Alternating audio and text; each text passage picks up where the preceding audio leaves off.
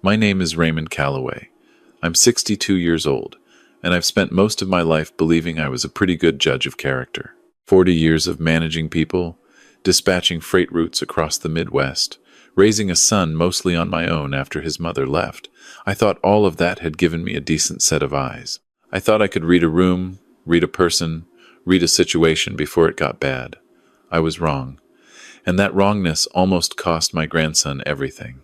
So, take a breath before I start, because what I'm about to tell you happened inside my own home, in the house I've owned for 23 years, in the bedroom down the hall from mine. It happened while I was sleeping, while I trusted, while I thought the people under my roof were exactly who they said they were. I need to go back a couple of years to explain how we got here. My son, Derek, had a rough go of things in his late 20s. He met a woman named Cassandra when he was 26, and within 18 months, they had a baby boy together, my grandson, Noah. The relationship fell apart before Noah's second birthday. Cassandra struggled with her own issues, things I won't go into out of respect for the boy, and eventually a family court judge decided that Noah would be better off living with me while Derek was working contract jobs out in western Texas. It wasn't a perfect arrangement. No arrangement involving a broken family ever is. But Derek called every Sunday without fail, sent money every month, and Noah knew his father loved him. That part was solid. So from the time Noah was 3 years old, it was mostly just the two of us. Me and a little boy with his father's brown eyes and his grandmother's stubbornness. We figured it out together. I learned what cartoons he liked, what cereal he'd actually eat, how to braid hair passably enough for picture day at school. Noah became the center of my world in a way I hadn't expected. I'd already raised one child, but this felt different, more deliberate, more aware. I wasn't a young man distracted by ambition and worry. I was a grandfather with time and intention, and I poured both into that boy. Then I met Linda Marsh. It was at a community fundraiser for the local fire station, about 3.5 years ago now. Linda was volunteering at the food table, and she laughed at something I said that wasn't even particularly funny, and I thought, here is a kind woman. She was 58, recently retired from a school administrative job over in Columbus. No children of her own. She said she'd always wanted kids, but life had gone a different direction. She seemed warm and patient and genuinely interested in Noah from the very beginning. On our 4th date, she asked to see a picture of him. On the 6th, she brought him a book about space, because she'd remembered me mentioning he'd gone through a phase of asking me questions about the moon. I took my time. I want you to know that. I didn't rush anything. Linda and I dated for nearly a year before I introduced her to Noah formally, and another 8 months after that before I suggested she spend more time at the house. She was thoughtful with him. She didn't try to be his mother. She called herself his friend, and he seemed to like that. He'd show her his drawings. He'd ask her opinion on which flavor of ice cream was the best scientific choice. She'd answer him seriously, the way a child wants to be taken seriously. About 2 years into our relationship, Linda moved in. By that point, Noah was 7 years old and had known her for over a year.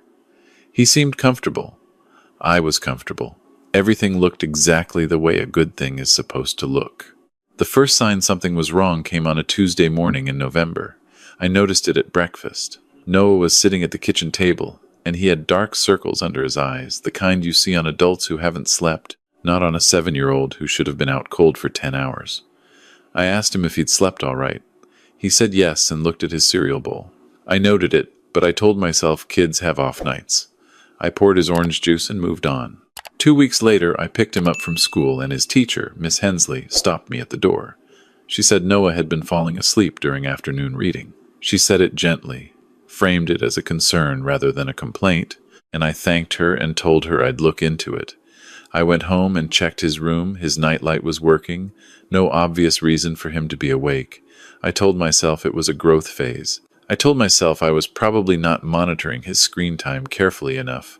But something shifted in Noah around that time that I kept trying to explain away. He became quieter. Not sad exactly, but contained in a way he hadn't been before. He used to run into the living room on Saturday mornings and drape himself over me on the couch and talk my ear off before I'd had half a cup of coffee. He stopped doing that. He'd come in and sit at the far end of the couch and watch whatever was on without saying much. When I'd try to engage him, he'd answer in short sentences and then go quiet again. I asked him once directly, sitting across from him at the dinner table, if everything was okay. He looked at me and said, "Yes, Grandpa." I asked him if anything was bothering him at school. He said no. I asked him if he was happy. He thought about it for a second, and that pause, that single hesitation, landed in my chest like a stone, and then he said, "Yeah, I'm happy, Grandpa. I should have pushed harder. I know that now." I tell myself I was trying not to project, trying not to be the kind of nervous grandfather who manufactures crises from normal developmental shifts. But the truth is, I was also watching the situation through the filter of what I wanted to see.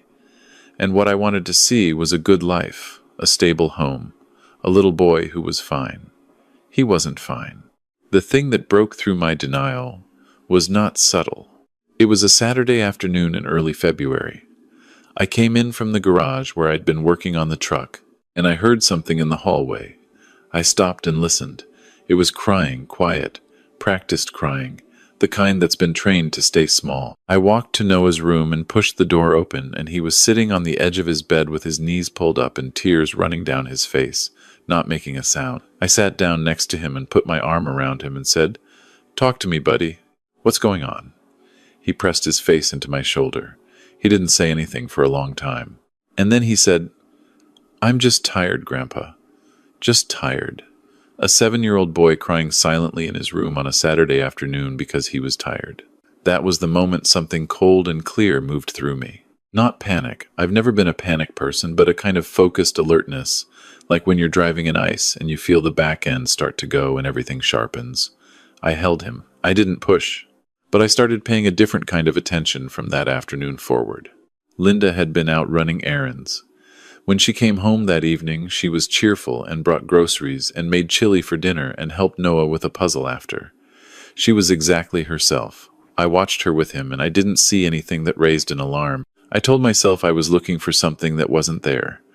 But that night, I lay awake thinking about the dark circles, the silence, the crying in his room, the falling asleep in class. I thought about the fact that all of it had started in November, roughly 2 months after Linda had moved in. I thought about that, and then I talked myself out of what I was thinking because Linda had seemed so good with him, so consistent, so patient. I had no evidence of anything. I had a tired child and a nervous grandfather. A few nights later, I got up at 2 in the morning to use the bathroom. Our bedroom is at the end of the hall. Noah's room is the second door. As I came out of the bathroom, I noticed the door to his room wasn't fully closed. There was a thin line of light from his nightlight showing at the bottom. I thought I'd heard something, some small sound, movement, but the house was quiet by the time I stood there. I pushed the door open an inch and looked in. Noah was in his bed. The room was still. I pulled the door back to where it had been and went to bed. 2 nights after that, I heard it again. A sound from the direction of Noah's room, around 1:30 in the morning. I got up. By the time I reached the hallway, there was nothing. Noah's door was fully closed. I went back to bed and lay there staring at the ceiling, wondering if I was imagining things or if I was finally paying the right kind of attention.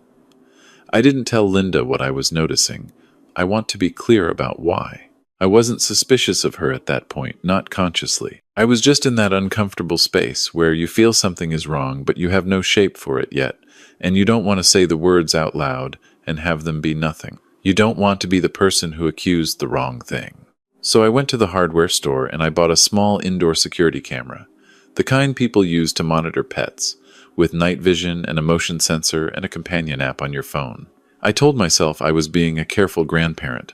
I told myself it was probably nothing and in 3 days I'd feel foolish and remove it. I mounted it in the upper corner of Noah's room, angled to cover the door and his bed, and I told Noah I'd put it up so we could check on him if he ever needed something at night without bothering him. He looked at the camera for a moment, and then he looked at me, and there was something in his face I couldn't read. He nodded.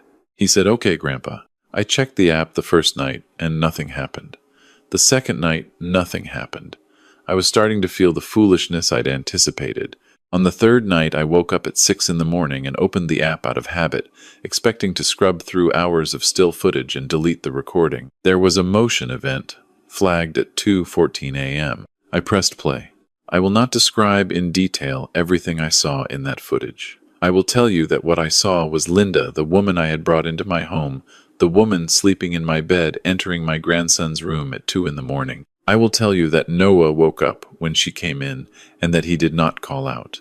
I will tell you he had learned not to call out. I will tell you what she did to that boy while I was 40 feet down the hall asleep, and I will tell you that by the end of the recording, I had tears running down my face and my hand over my mouth, and I was shaking in a way I haven't shaken since I got the call about my own father's death 20 years ago. I need to stop here and explain what happened next, because if I don't, you'll be angry with me. You may be angry with me anyway, but I need you to understand the position I was in at 6 o'clock on a Thursday morning. My first instinct was to walk down that hall and confront her, to pull her out of my bed by her arm and throw her out of my house. I stood up to do it. I stood there in my bedroom doorway with my phone in my hand and the footage still open on the screen, and I was shaking so hard I could feel it in my teeth. But I stopped. I stopped because of something that had happened to my neighbor's family 4 years earlier. His wife had called the police on a domestic situation, and by the time everything was sorted, the husband, who had been the one trying to protect his kids, had lost temporary custody because of how the initial report was filed. I'd watched that man fight for 14 months to get his children back. I'd watched the system work against the person who was telling the truth because the person telling the truth had moved too fast without documentation. I called my attorney before I did anything else. I got him on his cell at 6:15 in the morning, and I apologize for that to this day. I told him what I'd seen. He told me not to confront her. He told me to secure the footage to a secondary device immediately, to back it up, to let the camera keep recording. He said I needed more than one night's documentation if I wanted to ensure the legal outcome I needed, and he said I needed to do this right, or there was a risk she would deny everything and walk away without consequences. I want you to sit with what that meant for me. I want you to understand what it cost me to walk back to that bedroom and lie down 2 feet away from that woman and wait. I didn't sleep. I watched the ceiling, and I listed everything I knew to be true, and I held on to my attorney's voice telling me to do this right, to protect Noah the right way, the permanent way. That morning, I acted normal. I made breakfast. I drove Noah to school. I came back and I was pleasant, and I watched Linda move through my kitchen, and I thought about the footage on my phone, and I kept my face still. I called my daughter-in-law's sister, Noah's aunt on his mother's side, a woman named Patricia who had stayed close to Noah, even after the custody arrangement, and I told her what was happening. I told her I needed her to be ready to take Noah at a moment's notice if I gave her the signal. She went quiet on the phone for a long time, and then she said, "Raymond, you call me the second you need me. I'll be there in 40 minutes. I also, and this part matters, drove to the school that afternoon before pickup and spoke privately with Miss Hensley, Noah's teacher.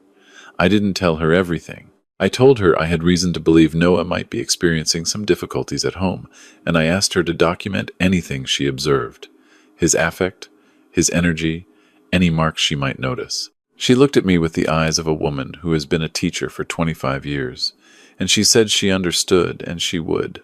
I found out later she had already been writing notes for 3 weeks. The next night, the camera recorded another event at 1:47 a.m. I had the footage, I had a pattern. I called my attorney back and he told me it was enough. He told me to call the police that day and that he would meet me at the station. I called Patricia and said the words we'd agreed on. Here is the part that surprises people when I tell this story. Linda had a younger sister named Greta who came to the house occasionally for Sunday dinners, who brought casseroles sometimes, and who had sat at my kitchen table and talked about Noah's school projects and smiled at him across the table. The police, in the course of their investigation, found evidence that Greta had known. There were text messages. Linda had told her sister, and Greta had said nothing, not to me, not to Derek, not to Noah's school, not to anyone who could have protected that child. She had kept her sister's secret. She had sat at my table. I am going to tell you that Greta faced consequences for that. I am going to tell you the law has provisions for this kind of silence in situations involving the abuse of a minor, and my attorney made sure those provisions were pursued. I am not a vengeful person by nature. I'm 62 years old, and I've learned that most of the time anger is expensive and doesn't buy you anything. But Greta sat at my table. She looked at my grandson, and she said nothing. That is not something I was willing to let pass without legal remedy, and it did not pass without one. Linda was removed from my home on a Friday morning with a patrol car in the driveway, and 2 officers I'd never met coming to a door I'd built with my own hands in a house where I'd raised my grandson, and it remains one of the strangest mornings of my life. Surreal in the way only real things can be surreal. I stood on my front porch and I watched, and I felt something leave me that I don't have a word for yet. Not just the relationship, though, that too. The grief of that too, because I had loved her, or I had loved who I thought she was. And those are the most complicated losses, the ones where the person you're grieving never really existed. I felt something else go too, some piece of the confidence I'd had in my own judgment. I've been working on getting that back. Patricia brought Noah home that afternoon. He didn't know exactly what had happened. He knew Linda was gone. He stood in the doorway of the house and looked at me, and I crouched down to his level, and I told him that I knew he hadn't been sleeping well, and that I knew he'd been scared, and that I was sorry it had taken me time to understand why. I told him it was over. I told him I should have seen it sooner, and I was going to spend the rest of my life making sure he knew he was safe. He didn't say anything for a moment. He was looking at my face the way children look at adults, when they're trying to determine if the adult is telling the truth, or just saying something because they think it will help. Kids are much better at detecting that difference than we give them credit for. Then he walked into my arms and held on. That's the image I return to when the guilt gets heavy. That small arms around my neck, and the weight of him leaning into me, finally, after months of holding himself so carefully separate and small and quiet. I felt him breathe out slowly, the kind of exhale you do when you've been holding something for a very long time. The weeks that followed were not simple. Noah started working with a therapist named Dr. Allison Reeves, a woman who specialized in trauma in children, and she was extraordinary. She told me that Noah's response, the silence, the containment, the trained quietness, was a survival adaptation. That he had learned to make himself smaller and less visible because smaller and less visible meant safer in those moments when she came into his room. Dr. Reeves told me that healing from that kind of patterned fear takes time and patience, and above all consistency. The child needs to accumulate evidence that safety is real and lasting, not just promised. I took that seriously. I reorganized my schedule. I'd been doing some part-time consulting work for a regional freight company, enough to stay busy and supplement my retirement income, and I reduced those hours significantly. I was there when Noah came home from school every day. I was at his games and his school events and his dentist appointments. I made dinner every night. I reinstated our Saturday morning couch time, just the 2 of us, coffee for me and cocoa for him, cartoons until noon, no agenda. The first few Saturdays he sat at the far end of the couch the way he'd learned to. By the 4th Saturday, he was half asleep on my shoulder. Derek came out from Texas for 2 weeks when everything came to light. I'll give my son credit, he dropped what he was doing without hesitation. He sat with Noah, played with him, took him fishing twice at the lake outside of town. The 3 of us had dinner together every night, and it was good in the plain, uncomplicated way. Family dinners are sometimes good, just people who belong to each other, eating food and talking about ordinary things. Before Derek left, he hugged me on the porch and said, "Dad, you did right." I told him I should have done it faster. He said, "You did right." The legal process moved along its track. Linda was charged. The proceedings were what they were, not quick, not clean. The way these things never are, but the outcome was real, and it was documented, and it is a matter of public record. Greta faced her own proceedings separately. I will leave the details of those outcomes where they belong, in the public record, rather than narrating them here. Because this story is not about punishment. Punishment is a byproduct. This story is about Noah. There is something I want to say to any parent or grandparent listening to this right now, because I've had a long time to think about what I missed, and when I missed it, and I want to be precise about it so that if any of it applies to your situation, you'll have something concrete to act on. I missed the sleep disruption for 3 weeks before I took it seriously. Dark circles under the eyes of a child who has no reason to be sleep deprived, that is a signal. Not a diagnosis, not a certainty, but a signal that requires follow-up. Ask the child directly and gently. Ask again the next day. Change the timing and the setting of when you ask. Sometimes a child needs to be asked 3 different ways on 3 different days before they find the opening to tell you what they need to tell you. I miss the behavioral withdrawal. Noah went from an expressive, chatty child to a contained and careful one over the course of about 8 weeks, and I cataloged the change without connecting it to cause. A child's personality doesn't retract like that without reason.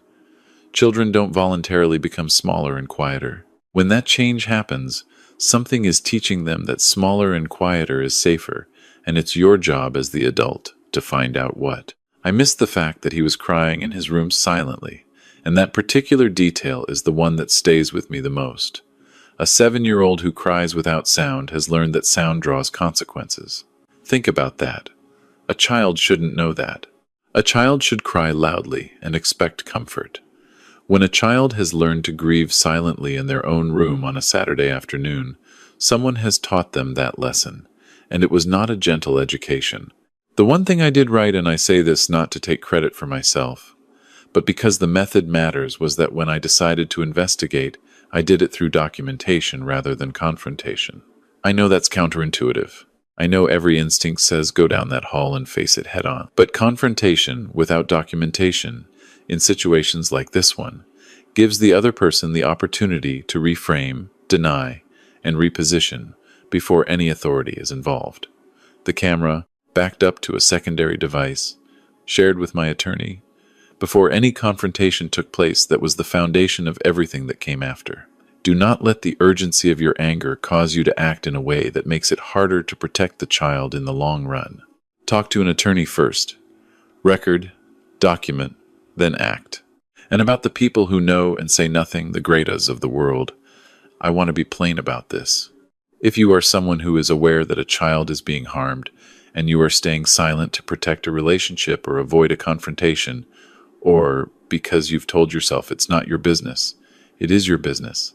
It became your business the moment you had knowledge. The law in most states agrees with me on this, and even where it doesn't, your conscience should. A child cannot protect themselves. They depend on adults to extend that protection. If you have information and you stay quiet, you are making a choice, and that choice has a name. Noah is 9 now. He is doing well, genuinely well, not the performed wellness of a child who has learned to say the right things, but the real kind, the kind Dr. Reeves described as sustainable. He runs into the kitchen in the morning with something to tell me.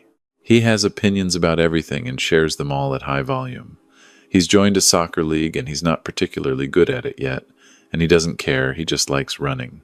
Last week he asked me if we could get a dog, and we had a very long, very serious conversation about the responsibilities involved, and at the end of it, he looked at me and said, "Grandpa, I think we're ready." I told him I'd think about it. I'm thinking about it. Derek is talking about relocating back to Ohio.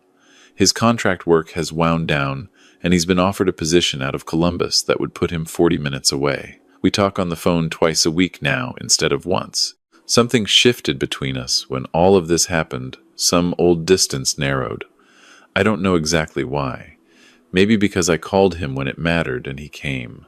Maybe because being needed by your grown child is its own kind of reconnection.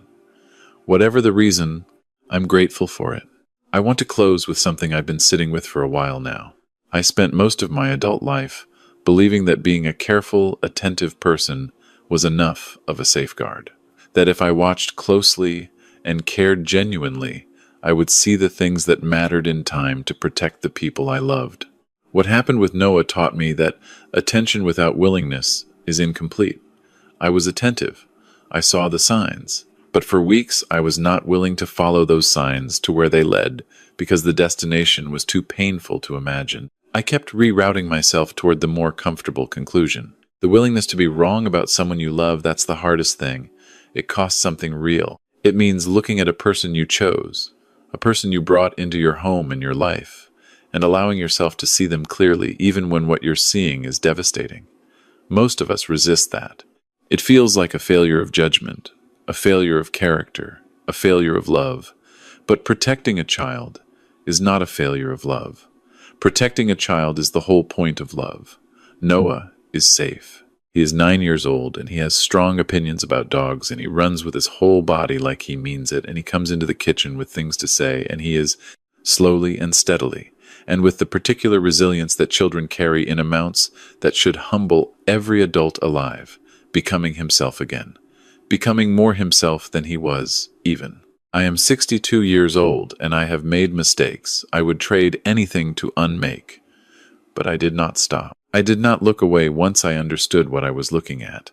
And on the days when the guilt is loud, I try to hold on to that not as an excuse, but as a ledger entry, as evidence that when it mattered most, I kept going. If this story is familiar to you in any way, if something in a child near you has shifted, if there are signs you've been cataloging and then explaining away, if your gut has been telling you something your comfort has been arguing against, please listen to your gut. Talk to that child. Talk to an attorney. Talk to their teacher. Put documentation in place before you confront, and do not wait another week. The most vulnerable people in any home are the ones who cannot yet speak for themselves, or who have been taught that speaking comes at too high a price. They are counting on us to be braver than our discomfort. Be that. Be the one who sees it and moves.